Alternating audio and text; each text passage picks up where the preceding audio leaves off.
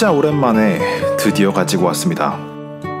89만원에 도착한 풀샥 정제자전거 모두스포츠 부릉이 일반형에 대한 이야기입니다. 다음에 고급형에 대한 이야기를 따로 다룰 예정인 만큼 오늘의 영상은 좀 빠르게 진행해보도록 하겠습니다. 바로 시작하죠.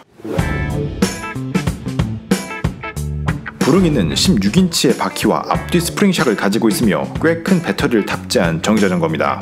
무게는 약 20kg 정도 나가며 완전히 폴딩하면 꽤 작은 크기로 접히는 편이죠. 폴딩 난이도는 꽤 평범한 편인데 정제자전거에서 폴딩 난이도가 평범한 편이란 소리는 폴딩이 아주 편하진 않다는 이야기입니다. 핸들을 접고 중앙부를 접고 페달까지 폴딩하면 끝나는데 제품에 무게가 있다 보니까 이 과정이 아주 쉬운 편은 아닙니다. 어쨌든 요령만 익히고 나면 폴딩하는 데 걸리는 시간은 30초 정도면 충분한 것 같습니다. 배터리를 제거하려면 이렇게 중앙부를 폴딩한 상태에서 열쇠를 이용해서 배터리를 제거하시면 됩니다. 이 방식은 외부에 묶어두었을 때 배터리 분실에 대한 걱정이 적다는 게 장점이고 배터리 분리 충전 시 귀찮음이 있을 수 있다는 단점이 있습니다. 사용 환경에 따라서 감안하시면 되겠죠. 보통의 저가형 정제자전거가 대부분 20인치의 크기를 가지고 있는 데만 해서 부릉이는 16인치의 바퀴를 가지고 있는데 덕분에 전장이 조금 짧은 편입니다. 현관이 좁아서 20인치 자전거가 조금 빡빡했던 분들이라면 그것보다 약간 작은 크기가 큰 메리트로 다가올 수도 있겠죠.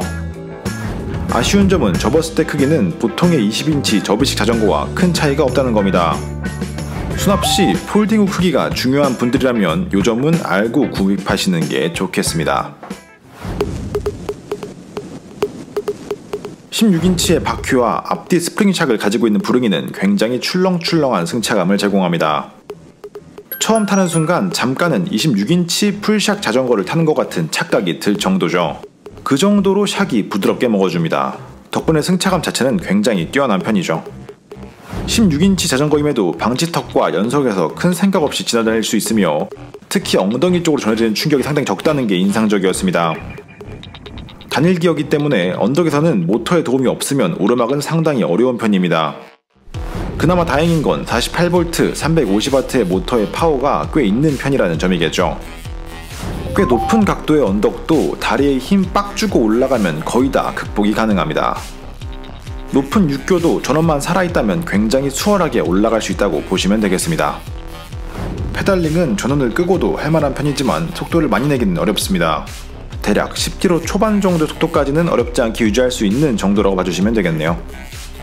그 이상의 속도를 내려면 약간의 불편함이 느껴지기 시작하는데 뒷샥이 워낙 잘 먹어서 페달링을 할 때 동력의 손실이 상당하고 보급형 자체가 단일기어 모델이기 때문입니다. 어차피 배터리가 커서 주행거리가 상당히 긴 만큼 전원을 완전히 끄고 탈 목적보다는 전기와 함께 주행할 때 만족도가 높은 모델이라고 할 수 있겠습니다. 그리고 단일기어의 특성상 속도가 빨라지면 빨라질수록 페달링의 속도도 동일하게 올라가기 때문에 페달을 돌리는 맛을 느끼고 싶으신 분들은 단일기어인 보급형 모델보다는 기어가 달려있는 고급형을 보시는 게 맞겠습니다. 보급형에서는 전원을 켠 상태에서 페달링을 할 때 1단 15km 정도까지는 적당한 힘과 속도로 페달링이 가능하지만 2단부터는 상당히 빠르게 돌려준다는 느낌으로 발을 돌려야 템포를 맞출 수가 있었습니다. 안장의 높낮이는 상당히 많이 조절이 가능한 편인데 안장을 밑으로 많이 빼고 싶은 분들은 구매하시게 되면 구매 시 C포스트를 잘라내줘야 할 것으로 보입니다. 이건 신체 조건과 라이딩 스타일에 따라서 확인이 필요한 만큼 구매 시에 대리점에서 꼭 확인해 보시기 바라겠습니다. 핸들 높이도 꽤 많이 조절이 가능합니다. 다 낮춘 상태와 다 올린 상태를 번갈아 보시면 이해가 편하겠죠. 이용하는 포지션은 사람에 따라 다르겠지만 개인적으로는 안장은 살짝 낮게 핸들은 조금 높게 세팅해서 여유롭게 주행할 때 만족도가 높았습니다. 안장을 높게 해서 다리를 쭉쭉 뻗어서 주행하면 주행시 다리는 편했지만 약간 핸들이 멀리 있는 느낌? 이건 분명히 개인차가 있을 테니까 직접 타보시고 세팅을 해보시는 게 가장 좋아 보이네요. 부릉이의 보급형과 고급형의 차이는 기본적으로 기어의 유무지만 사용된 부품에서도 조금씩 차이가 있습니다. 아무래도 고급형에 좀 더 좋은 부품들이 사용되었는데 보급형에서도 눈에 띄는 부분들은 대체로 꽤 쓸만한 부품들이 사용되었다고 생각합니다. 특히 페달이나 QR 레버 그리고 그립이 꽤 쓸만해서 마음에 들었네요. 개인적으로 고급형에서 탐나는 건 기어와 안장 그리고 마그네슘 휠 정도가 있었습니다. 저와 같은 생각을 가진 분들이라면 반드시 구매 전에 두 제품을 모두 타보시는 게 좋겠네요. 일반형을 기준으로 계기판은 화면은 따로 없고 LED로 작동하는데 디자인은 좀 저렴해 보이지만 반응은 빠른 편이었습니다. 배터리 잔량이 잘 맞는지에 대한 부분은 고급형을 리뷰할 때 함께 보도록 하겠습니다. 왜냐하면 아직 주행거리 테스트를 끝내지 못했기 때문인데요. 현재까지 대략 50km 정도 이용을 했는데 아직 배터리가 조금 남아 있습니다. 제가 상당 부분을 스로틀 기준 2단, 3단으로 이용했다는 점을 감안하면 정말 긴 거리를 버텨주고 있다고 보시면 되겠습니다. 이 부분은 고급형을 리뷰할 때까지 계속 반복해서 테스트하면서 고급형 리뷰에서 다시 한번 정리해 보도록 하겠습니다. 모터 소음은 바팡 모터를 사용한 만큼 상당히 조용한 편이고 등판력도 아까 말씀드린 대로 단일 기어치고는 상당히 선방하는 편입니다. 이 부분은 이어지는 영상으로 대신하도록 하죠. 와, 이걸 올라간다고?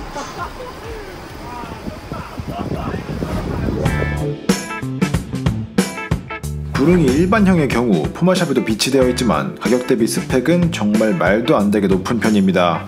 90만원 밑에 가격에서 48V의 350W 바팡 모터, 그리고 48V의 9.8A LG 배터리를 탑재한 모델은 현재도 없고 아마 앞으로도 한참은 지나야 볼 수 있을 거라고 생각합니다. 그리고 풀샥이 주는 출렁임은 보너스 정도라고 봐도 될 것 같습니다. 개인적으로 이 제품은 가격은 싸고 거리는 멀리 갈 수 있는 제품을 찾으시는 분들, 그리고 정말 전기의 힘으로 나아가는 자전거를 찾으시는 분들에게 추천을 드리고 싶습니다. 페달링은 도울 뿐 모터가 갈 길을 인도하는 그런 느낌의 전기 자전거를 원하시는 분들이 선택하시면 매우 만족하실 것으로 보이거든요. 부릉이 일반형의 단점은 당연히 단일 기어라는 겁니다. 파스 단수를 2단 또는 3단에 넣으면 페달링을 상당히 빠르게 해줘야 페달을 밟는 느낌을 느낄 수가 있고, 전원이 없으면 주행이 아주 경쾌하지는 못합니다. 지속적으로 길게 이어지는 언덕에서는 아쉬움이 있을 수 있고, 이렇게 큰 배터리를 탑재하고 있는데 헤드라이트와 후미등을 따로 설치해줘야 한다는 점과 개인적으로 조금은 가볍게 느껴지는 조향감도 아쉬움으로 남았습니다. 사실 이 제품 같은 경우에 길게 이야기할 게 없습니다. 누가 뭐래도 이 정도 가격대에서 가장 멀리 가고 가장 스펙 높고 가장 특별한 승차감을 보여주는 모델이었다고 생각합니다.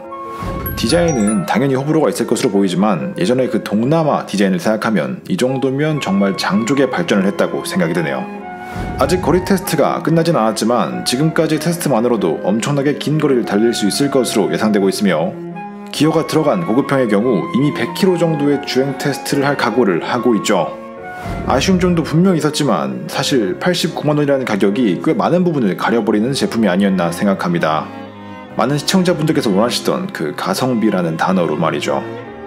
모드 스포츠란 작은 회사가 앞으로 얼마나 좋은 서비스를 보여줄지는 아직 모르겠지만 최소한의 AS만 잘 처리해준다면 이 제품은 꽤 눈여겨볼 만한 제품이었다고 생각이 드네요. 오늘 영상 여기까지입니다. 부릉이는 포마샵에도 비치되어 있으니까 구매를 고민하신다면 한 번쯤은 앉아보시라고 말씀을 드리고 싶네요. 항상 감사합니다.